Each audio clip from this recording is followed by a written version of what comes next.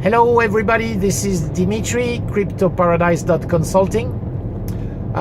We're on Monday, July 27. Happy to be with you to talk about the movement that if you follow the markets you cannot have missed, is the movement of the Bitcoin, which now crossed for the first time since many weeks, even months, crossed the very psychological value of $10,000 for one Bitcoin. So at the time I'm speaking, we're still above, around 10,250. Nobody knows if it's going to stay there, but not only it's a very strong technical signal for those who are trading, but what I want to talk about is more the macroeconomics fundamentals behind this. And as you know, we're in a situation which is a situation where all central banks are printing a lot of money, which explains the situation. So what I want to focus on is the fact that we are witnessing exactly what was happening in 2008, with one major difference. I'm going to talk about it a bit later. But basically, in 2008, we saw when there was the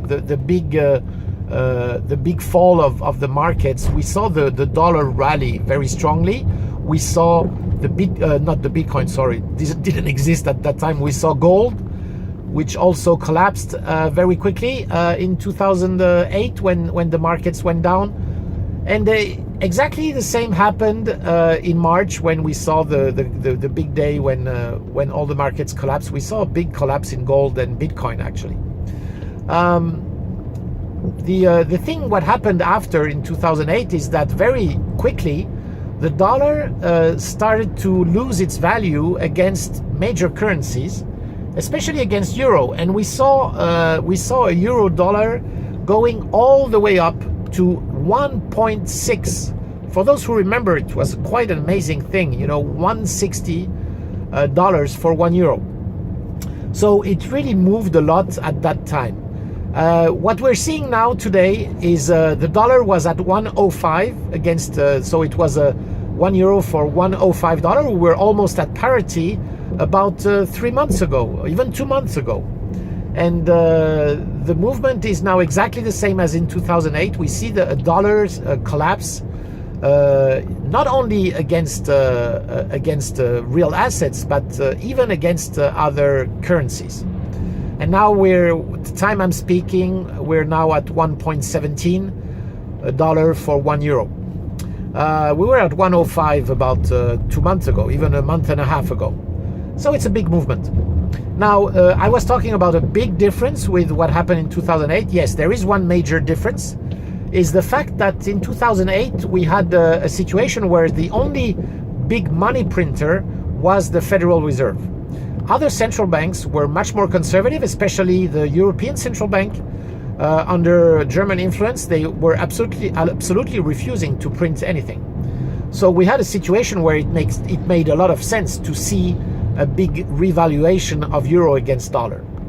Today we're in a very different situation, because we're in a situation where all central banks are printing like crazy. So this is why I would not suggest today to try to play the game of one currency against another, even though we might see the euro dollar going probably all the way to 125, maybe 130. But we also see the euro being debased very quickly. And I strongly think, as you know, actually I already mentioned it in some other videos, I strongly think that the two major assets you should be in that stay liquid are gold and Bitcoin. And we are saying for the first time, gold reached for the first time its all-time high in dollars, which didn't happen since 2011, which was 1 ounce of gold for $1,900. We were there yesterday or before yesterday. So this is a big move for gold, and Bitcoin is going to surely follow very quickly, and probably the movement has already started.